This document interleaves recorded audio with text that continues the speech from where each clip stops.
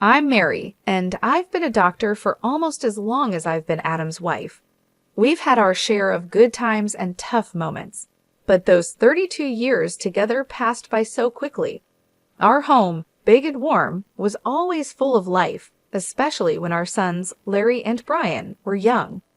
Larry and Brian were very different from each other, like night and day, but each brought their own kind of happiness into our lives.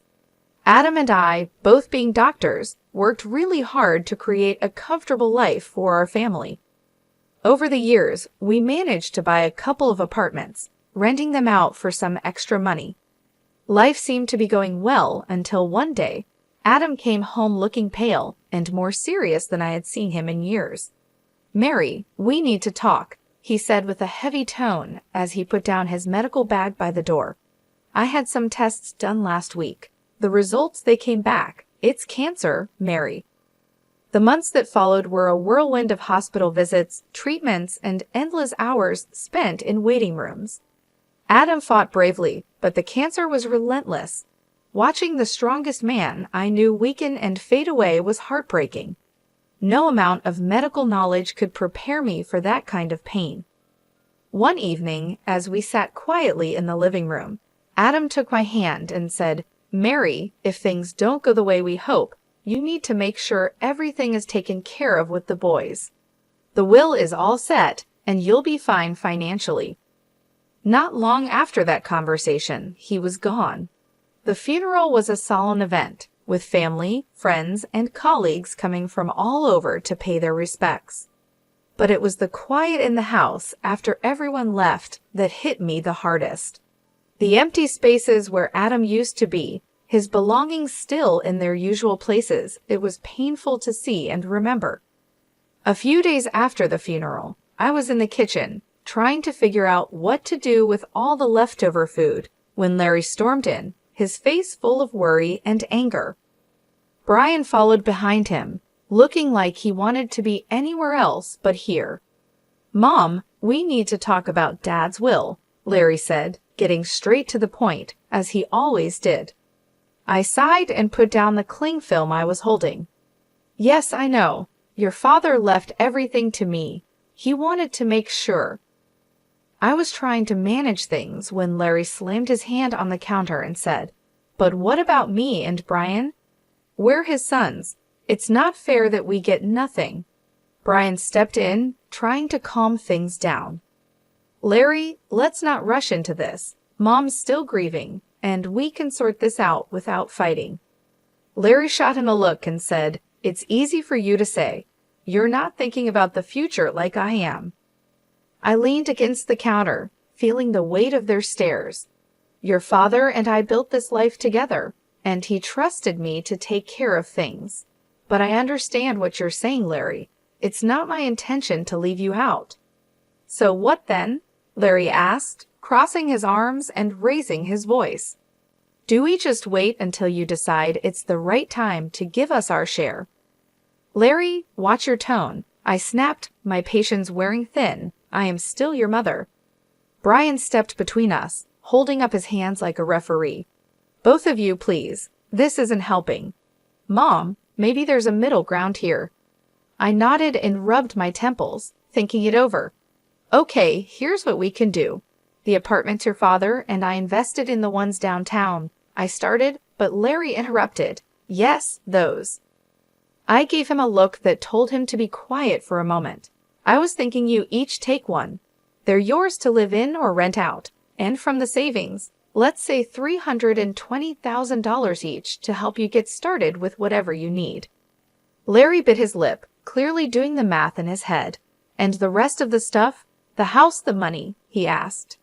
"That stays with me for now," I replied. "When I'm gone, it will come to you, as your father wanted." Larry looked like he wanted to argue more, but Brian nudged him and said, "Let's think about this. It's a fair start. Mom's not leaving us with nothing." Larry finally nodded, though he still seemed unhappy. "Fine, but I want this in writing, Mom. No more surprises." Of course, I agreed. "We'll get everything documented properly." As they left the kitchen, I could hear Brian whispering to Larry, "Give her a break, will you? she's doing her best." Larry muttered something under his breath that I couldn't catch, and honestly, I didn't really want to. As I washed up the dishes, I wondered if Adam could see us and what he would think. I hoped I was making the right choice, but only time would tell. And time, that tricky thing, isn't always on your side. It was a sunny afternoon, one of those rare days that makes everything feel okay, when Larry brought Julie over to meet me for the first time. They hadn't been dating long, but Larry was already head over heels for her. You could tell by the way he was fussing over her, which wasn't like him at all. They walked in, and right away, Julie had this confident air about her, like she owned the place. She was dressed up and strolled into my living room, with barely a hello, her eyes scanning everything around. "Nice place you've got here," she said, flipping her hair back as she sat down without waiting to be invited. Larry was sitting beside her, grinning like a fool. I forced a smile, trying to be a good host. "Thank you, Julie. Can I get you anything? Coffee, tea?" "Coffee sounds lovely," she replied, then turned to Larry. "Babe, make sure it's black, no sugar." Larry nodded and headed to the kitchen, leaving me alone with her in my own living room, feeling like I was the guest. The silence was awkward until she finally spoke. "So Larry tells me you're pretty well off," she said, looking around at the decor. "I'm used to a certain standard, you know. My parents made sure of that." "That's good to hear," I said, not really sure what else to say. Larry came back with the coffee and handed Julie her cup. She took a sip and made a face. It's all right. Anyway, we've been talking about our future together, planning ahead, you know." "That's wise," I said, glancing at Larry, hoping he'd give me some clue about where this conversation was going. Julie set her cup down and said, "Yeah, and speaking of planning, we've been thinking about the wedding. You know, I want something special. Larry has probably told you I saw this place that's perfect for a rehearsal dinner, but it's a bit pricey. It's about $50,000. I almost choked on my coffee. $50,000 just for the rehearsal dinner. Larry jumped in. "Mom, it's important to Lauren. We want to start things off right." I put my cup down, feeling a storm brewing inside. "Look, that's a lot of money for a dinner, Julie. We need to be reasonable." Julie's face hardened. "Reasonable? Larry says you have the means. I don't see why we should compromise on something that important." Larry was nodding along with her, but I could see the unease in his eyes. He knew he was asking too much. "I'm all for celebrating," I said, trying to keep my voice calm, "but $50,000 is more than I can justify." Julie stood up, her chair scraping loudly against the floor. "I'm not used to compromising on my standards, Mary." I made it clear to Larry that I expected a certain standard of living. Larry tried to calm things down. "Mom, maybe we can find a middle ground." "There's no middle ground on $50,000 for a dinner, Larry. That's final," I snapped, my patience running out. Julie picked up her purse and glared at me. "Fine, if that's how it's going to be, then maybe we need to rethink some things." They left soon after, and I sat there, stunned by what had just happened. The nerve of that girl, coming into my home, drinking my coffee, and telling me how to spend my money, it felt like a slap in the face, a wake-up call I wasn't prepared for. A few days later, I was out at the grocery store when Larry and Julie decided to drop by again. By the time I got home, Brian was awkwardly trying to entertain them in the living room. The tension in the air was so thick that it made me want to turn around and leave, but it was my house, so I gathered my courage and walked in. Julie, all dressed up as usual, handed me a list as soon as I put down my grocery bags. "Mary, we've thought a lot about the wedding gifts, and here's what we've decided on. I hope this will be easier for you to handle." I quickly looked over the list she handed me. It was surprisingly reasonable kitchen appliances, some nice china, even a couple of pieces of furniture. "This seems quite reasonable," I said, feeling a moment of relief. "I think these are wonderful choices, really." Larry looked at Julie with hope in his eyes. But just as I was about to discuss where we could buy these items, Julie's expression changed suddenly. She gasped, "Oh no, this isn't right. Give that back." She snatched the list from my hands and dug through her purse, pulling out another sheet of paper. "Here's the actual list." This new list was nothing like the first. It included an apartment, a luxury car, an exclusive vacation, and even diamond jewelry. My jaw dropped. Is this some kind of joke? Julie didn't flinch. "No joke, Mary. These are the gifts we expect only the best for our wedding." I stared at her, then at Larry, waiting for him to say something, anything, to show he didn't agree with this craziness. But he just stood there, looking between us, clearly conflicted but saying nothing. I couldn't hold back anymore. "Larry, why are you letting her do this? You know this is unreasonable." Julie cut in, her voice rising. "This doesn't concern you, Mary. You just need to pay up and keep quiet." When Brian stood up, his face was serious. "That's enough, Julie. You're not going to talk to our mom like that. This is her house, and you're way out of line. You need to leave now." The room was filled with tension as Larry and Julie gathered their things. Julie was muttering under her breath, clearly angry. "This is ridiculous. We'll remember this." They left, and the door slammed shut behind them. I sat down, feeling the weight of the whole situation pressing on me. Brian sat beside me and put an arm around my shoulders. "We'll figure this out, Mom, but you can't let them push you into giving more than you can or should. It's not right." He was right, of course, but as I sat there with my son, I couldn't help but worry about Larry. How had things gotten so out of hand? How could he not see what this was doing to our family? The silence that followed was filled with unspoken worries and fears for the future. I knew then that this was far from over. It was only going to get harder from here. In the weeks that followed, I received constant phone calls from Larry. Each one was more demanding than the last, his tone desperate and sometimes almost frantic. "Mom, you don't understand. I can't look poor next to Lauren's family," he'd argue, his voice cracking with stress. "You have the money. Why can't you just help me out here?" I sat at the kitchen table, phone pressed against my ear, feeling a knot in my stomach. "Larry, it's not about the money. It's about living within your means. Lauren's expectations are too high, and you can't keep up with them without going into serious debt." He'd scoff, his frustration boiling over. "What do you know about it? I'm not going to live like a pauper. I need more from the inheritance now. The amount you've offered isn't enough." "Larry, I've offered to cover half the wedding costs, up to $135,000, and give a $8,000 gift. That's more than generous. Everything has to be agreed upon with me, though, no surprises." There was a pause, then a sharp laugh from him. "That's nothing. You're just being stingy. You have $1 million sitting there. Why are you holding out on me?" "Because it's not just about the money," I replied, my patience wearing thin. "It's about not feeding into this unrealistic fantasy that's going to ruin you."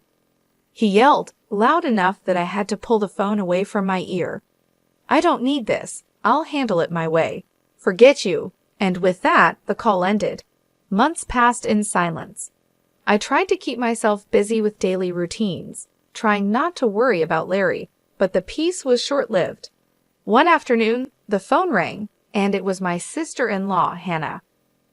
"Mary, I thought you should know." Hannah's voice was hesitant, careful. "Larry is flying all the wedding guests to Bermuda. He sold his apartment to pay for it and expects you to get there on your own. He mentioned you weren't interested in helping." I hung up, a mix of anger and sorrow swirling inside me. How could he be so reckless? Before I could process it all, Brian came into the room, his expression serious. "Mom, there's something you need to hear." I recorded their conversation when they were sitting here in the living room. He handed me an audio recorder. I pressed play, and the voices of Larry and Julie filled the kitchen. "Your mom is just a nasty old woman with a fat wallet. We need to squeeze as much as we can out of her and then cut her off," Julie's voice said coldly. Larry's voice responded, just as chilling. Whatever it takes, Lauren. I'm not going to let her control us. If it comes down to it, I'll kick her out in her underwear. I turned off the recorder, my hands trembling. Hearing my own son speak like that about me, his mother, was too much. The room spun as I tried to understand the depth of his betrayal. Deciding to fly to Bermuda wasn't easy, but Brian was by my side, both of us tense but determined to face whatever awaited us. When we landed and approached the venue, I was taken aback by the sheer extravagance of it all, flowers everywhere, lights strung like stars across the evening sky, and music floating in the air. As we walked into the gathering, I spotted Larry and Julie mingling with the guests. They looked like the perfect couple, all smiles and laughter. My heart ached to see my son so lost in this artificial paradise. Before I could take another step towards them, Julie spotted us. Her smile vanished, replaced by a scowl as she marched over, her high heels clicking angrily against the stone pathway. "You shouldn't be here," she hissed, stopping just inches from me, her voice loud enough to draw attention. "This is my day, and you're not welcome." I was stunned, but before I could respond, her parents, who had overheard everything, came over. Her father, a tall and stern-looking man, spoke first. "Julie, that is no way to speak to your guest, especially not to Larry's mother." His tone was firm, and it made her cheeks flush with embarrassment. Her mother, looking just as upset, turned to me with an apologetic smile. "Mary, please come with us. Let's find you a place to sit." They guided us away to a table at the edge of the setup. It was clear that this spot was an afterthought, with no proper setting. The ceremony started soon after, with speeches that felt empty given the tension. Then, unexpectedly, I was handed the microphone. I stood up, my legs shaky but my resolve firm. "I came here today to wish my son and his new wife a happy future," I began, my voice steady despite how I felt inside. "But I also believe in honesty and integrity, qualities that have been sadly missing in the events leading up to this day." Julie's face went from pink to red, her eyes glaring at me with anger. I was asked for money, time, and again in amounts that no reasonable person would find justifiable. When I couldn't meet these demands, I was threatened with being cut off from my family and future grandchildren. My voice cracked a little, but I continued. Brian, seeing my distress, stepped closer and put a supportive hand on my shoulder. I nodded at him, then played the audio recording he had made. Julie's voice filled the air, cold and calculating, discussing how they would get more money from me. Larry's voice agreed, saying he was willing to leave me with nothing for the sake of his bride. The crowd murmured, shocked and disapproving. I turned off the recorder, and the silence was heavy. I gave my son an apartment and $35,000, and yet it was never enough. Today, I'm making it clear that I will not be treated as an ATM or threatened. I am disowning Larry and Julie. I wish them well, but from this day forward, I am choosing to remove myself from their lives. The reaction was immediate. Julie screamed, her voice shrill and wild. "You've ruined my wedding. I curse you." After everything that had happened, coming back home was bittersweet. In the quiet, I made a decision that even surprised me. I quit my job. I had spent years healing others as a doctor, but now it was time to heal myself and rebuild the life that recent events had shaken. Brian, bless his heart, had just graduated from art college and was full of ideas and ambition. With the $37,000 I gave him, Brian opened his own tattoo parlor. It wasn't just any shop, it quickly became a place where art and skin came together in beautiful ways. Brian put his heart and soul into his work, and it paid off. He started entering tattoo contests, and soon his name was on everyone's lips in the local community. Before we knew it, he was opening more locations, creating a network of salons that became a hotspot for tattoo enthusiasts. I'd watch him sketch late into the night, his dedication a sharp contrast to the chaos his brother had chosen. "You're doing amazing, Ollie," I'd say pride swelling in my chest. During these peaceful months, Larry reappeared one afternoon. He showed up at the door, his eyes tired, his shoulders slumped, a far cry from the ambitious, sharp man he used to be. "Mom, I need to talk," he said, not waiting for an invitation to sit down. His voice was weary, so different from the demanding tone I had grown used to. I sighed and motioned for him to continue. "What is it, Larry?" "It's Lauren. She's driving me crazy, wanting more and more. Nothing's ever enough. I got a second job, but it's still not enough for her." His words were filled with desperation, but they couldn't erase the past so easily. "Larry, I warned you. I told you that living like that with someone like her was unsustainable." He rubbed his face, frustration clear. I know you did, but I thought," his voice trailed off, hopelessness replacing any explanation. "Thought what?" "That money would just appear because you wanted it to." My tone was harsh, years of pent-up frustration making it hard to soften my words. "Look at your brother. He started with the same amount and made something of himself without stepping on others." Larry bristled. "Yeah, well, not everyone's like Brian, are they? I have rights to the inheritance too, remember? And when you're gone, it'll come to me." That was the last straw. "Get out, Larry," I said, my voice cold and firm. "And don't come back. Not this time. You chose your path." His jaw tightened, and for a moment, I thought he might argue, but then he turned and walked out, the door slamming shut behind him. As I stood in the silence that followed, Brian came downstairs, having heard the last part of our exchange. "Are you okay, Mom?" he asked. I nodded, wrapping my arms around him. "I am now, thanks to you. Let's just focus on the good we can do and the life we can build."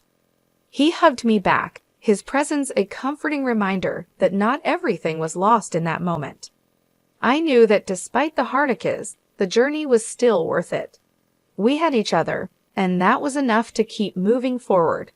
After the storm with Larry had passed, our home settled into a calm I hadn't felt in years. It was during this peaceful time that Brian brought someone special home. Her name was Joyce, and she was everything Julie wasn't: kind, humble, and genuinely caring. As the weeks turned into months, their relationship grew stronger, and soon they announced their engagement. The wedding was nothing like Larry's extravagant affair. It was a simple, heartfelt ceremony in our backyard. Flowers from the garden, homemade decorations, and a small group of close friends and family made the day perfect. During the reception, I pulled Brian aside and said, "You've chosen a wonderful woman," my voice thick with emotion. He squeezed my hand and replied, "I learned from the best," giving me a knowing look. Life moved quickly after that. They sold the apartment I had given Brian, added some of their savings, and bought a small, cozy house just a few miles away. One sunny afternoon, while we were having tea in their new living room, Joyce shared some exciting news. "Mary, we're expecting twins," she announced, her eyes shining with joy. I nearly dropped my cup, overwhelmed with happiness. "Twins? Oh my goodness, that's wonderful." Brian beamed, his pride evident. "We wanted you to be the first to know. We're really happy, Mom." "Twins," I repeated, letting the words sink in. Grandchildren, it was a new chapter, one I was eager to begin. As for Larry, news from him was rare. The last I heard, he had divorced Julie. She had taken nearly everything in the split, leaving him to start over in another city. Despite the pain he had caused, it hurt to know he was out there somewhere, struggling because of his choices. One evening, as I sat looking through old photo albums, Brian came and sat beside me. He noticed a picture of Larry and me from years ago. "Do you ever hear from him?" he asked softly. I shook my head. "No, after everything, he's chosen his path, and I have to respect that, even if it breaks my heart." Brian put an arm around me. "He's still my brother, Mom. Maybe one day he'll come around." Maybe, I agreed, though I wasn't really sure if he ever would. I believed it too, but for now, we have plenty to keep us busy, especially with those twins on the way. Brian chuckled, "Yeah, you're about to be the busiest grandma in town." We both laughed, and the sound filled the room with warmth. Despite the past, despite the mistakes and heart attacks, this moment with Brian felt like everything was exactly as it should be. Life was moving forward, and so were we, with new hopes and dreams just around the corner.